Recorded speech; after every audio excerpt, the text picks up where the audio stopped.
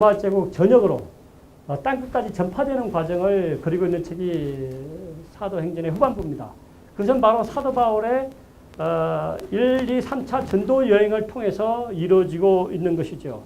그런데 그것들이 바로 성령의 역할로, 성령의 역사로 이루어지기 때문에 사도행전을 가리켜 우리가 성령행전이라고 말하고 있고, 사도행전의 마지막 부분은 로마 황제에게 재판을 받기 위해서 로마에 당도한 사도 바울이 연금 상태로 갇혀 있는 상태에서 계속 복음을 전하는 것으로 갑자기 막을 내리고 있는데, 그것은 무엇인가 하니 바로 오늘날 우리들로 하여금 계속해서 복음을 전하는 사도행전 29장을 써 나가라 하는 그런 그 의미를 가지고 있습니다. 이렇게 복음이 예루살렘과 유대와 사마리아와 땅끝까지 전파되는 과정을, 성령의 역사로 그 전파하는 과정을 그린 책이 바로 사도행전입니다. 로마서는 기독교 교리의 진수를 담고 있는 교리 서신입니다. 기독교 교리를 체계적으로 설명한 책이 로마서입니다. 죄, 믿음, 구원, 칭의, 속량, 화목, 은혜, 성화, 이런 그 기독교의 어떤 그 구석사적인 단어들을 사용해서 그 의미와 그 가치와 그 중요성을 가르쳐주고 있는 책이 로마서입니다. 로마서는 그야말로 기독교 신학의 정수입니다. 기독교 신학의 핵심이고요.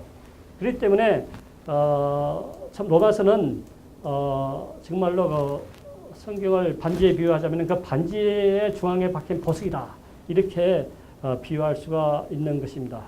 로마서의 핵심 사상은 무엇인가 하니 이신칭의 사상입니다. 오직 믿음으로 의롭게 된다는 사상. 복음에는 하나님의 의가 나타나서 믿음으로 믿음에 이르게 하나니 기록된 바 오직 의인은 믿음으로 말미암아 살리라. 구약의 하박국 선지자가 말한 그 오직 의인은 믿음으로 말미암아 살리라. 이신칭이 믿음으로 말미암아 의롭다함을 얻는다는 그 사상을 강조하고 있는 책이 로마서입니다. 로마서의 그 후반부는 또 이렇게 구원받은 하나님의 백성들이, 하나님의 자녀가 어떻게 하나님의 백성답게 살아갈 것인가 하는 그 실천적인 삶의 내용을 다루고 있기도 합니다. 고린도 전후서는 사도 바울이 고린도 교회에 보낸 두 통의 편지입니다. 전서에서는 고린도 교회의 소식을 전해드리는 사도 바울이 고린도 교회의 문제가 많은 것을 깨달았어요.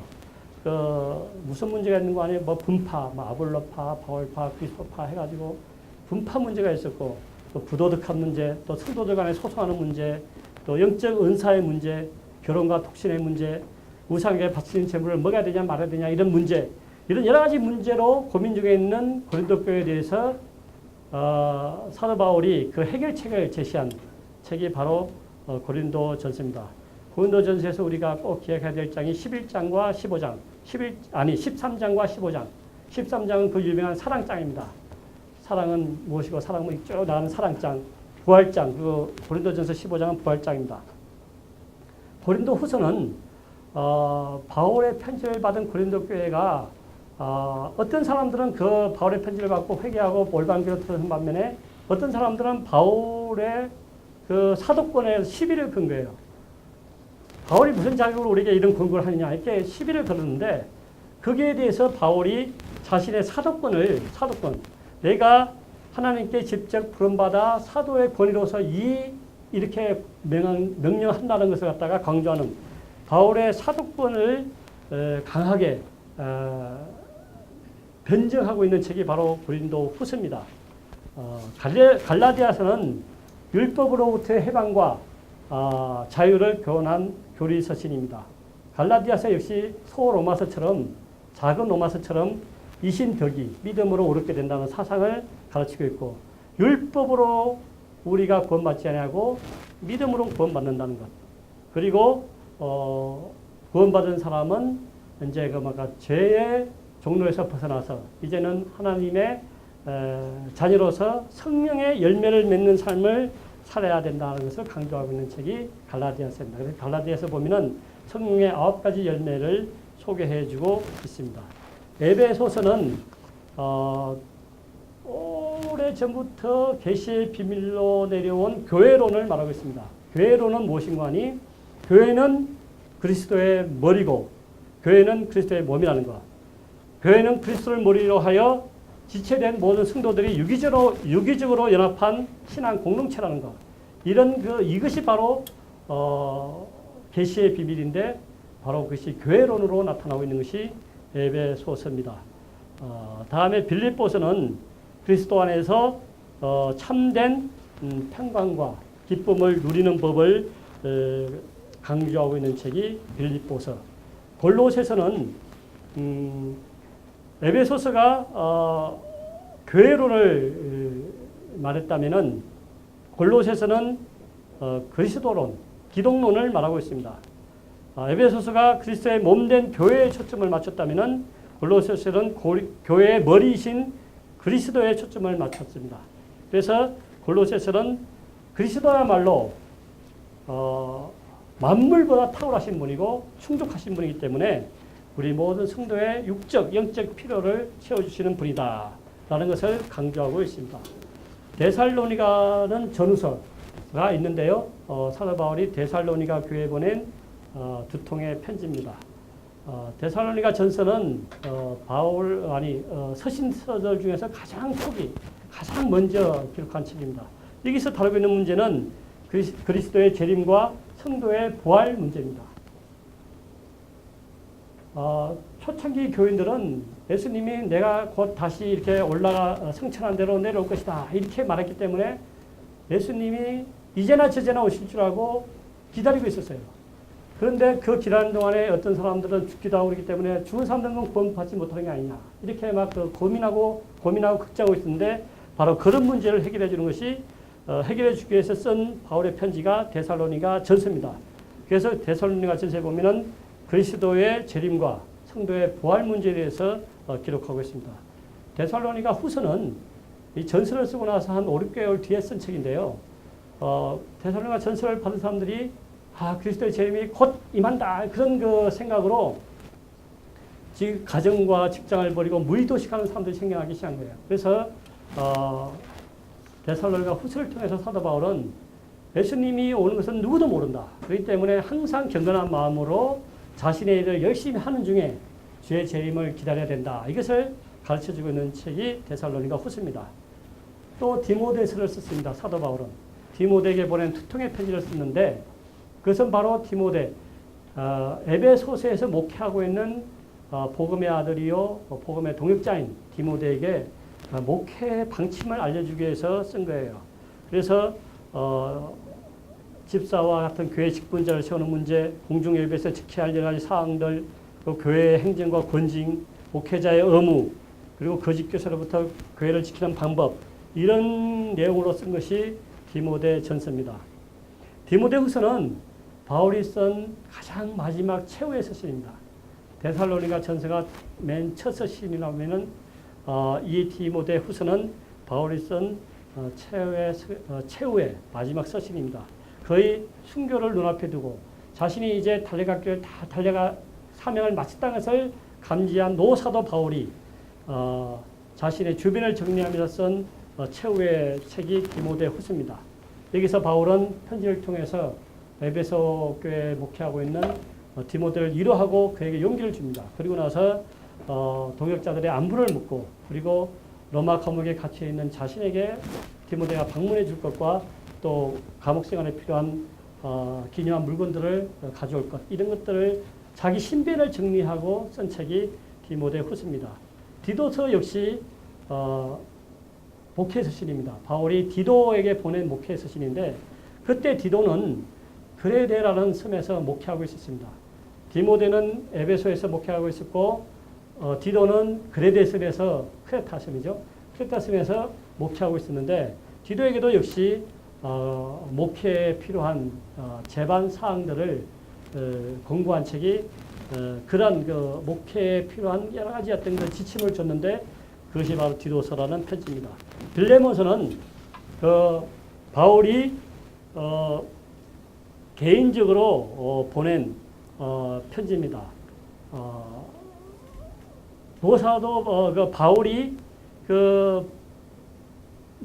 이 오네시모 빌레몬의 집에서 도망친 그 오네시모를 개종시켜서 형제로서 받아달라는 그런 개인적인 부탁을 하고 있는 것이 바울의 인간적인 면 가장 잘 나타내는 책이 빌레몬서입니다.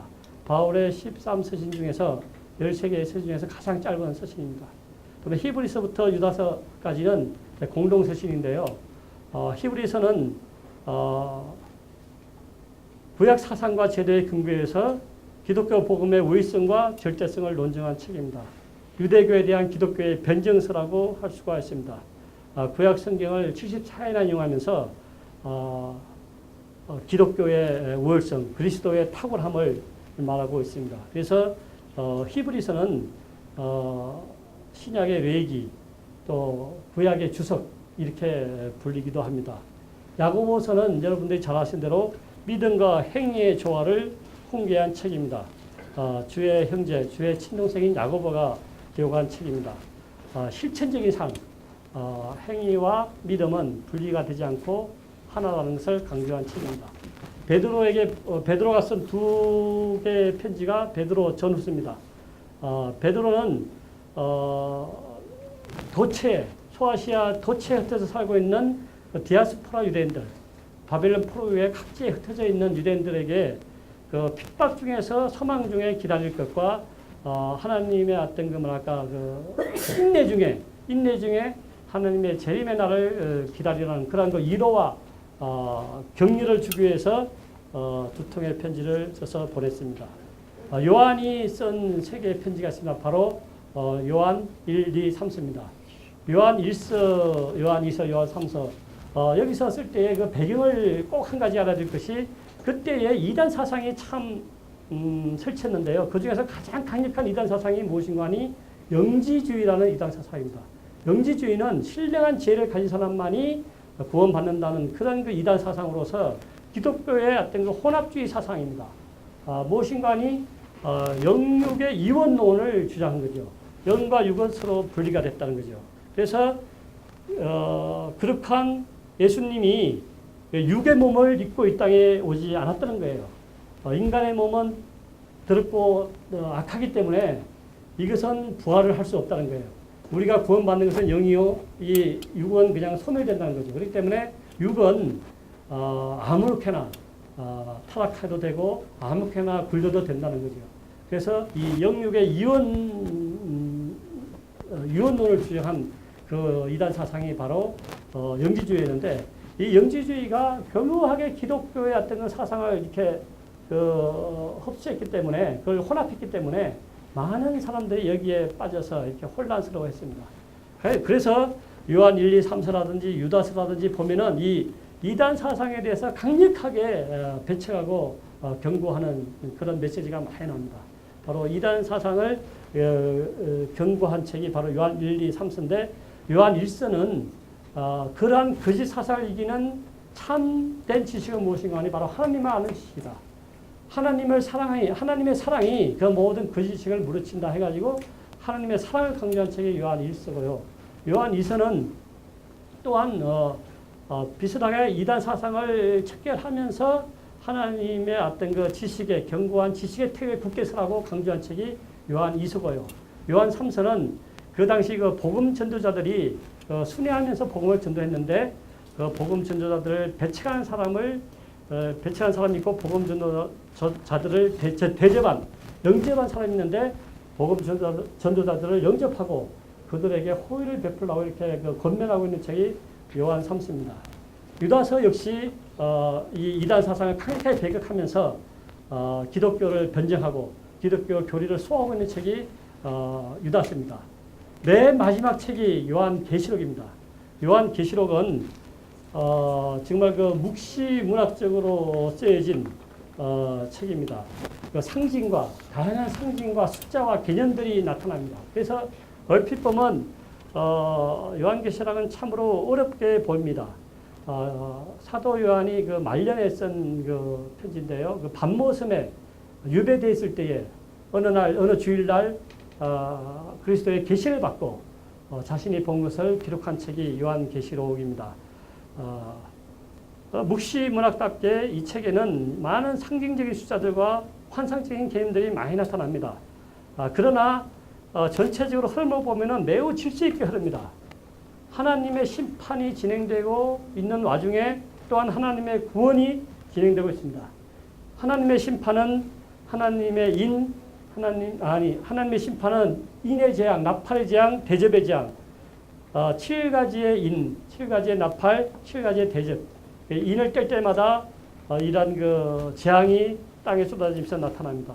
이런 그 재앙을 통해서 또 한편으로는 구원받은 자가 시온산 위에서 하나님을 찬양하는 그러한 심판과 구원의 이중주가 울려 퍼지면서 맨 마지막에는 마침내 사탄의 세력은 영원한 무정에 빠져서 둘째 사망으로 완전히 멸망하고 하나님 그리스도의 최종적인 승리와 하나님의 백성들은 영원한 신천신지에서 영생을 누릴 것이라는 것을 이제 보여주고 있는 책이 바로 요한계시록입니다. 그래서 요한계시록의 결론은 그 미래의 그 찬란한 새하늘과 새 땅의 비전을 본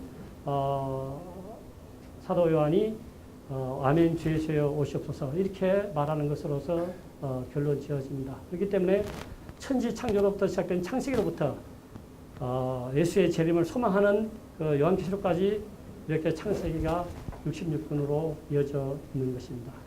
이제 마치겠습니다.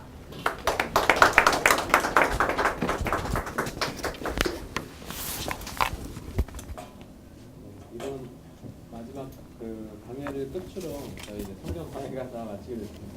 아마 4개월 동안 그 성경을 같이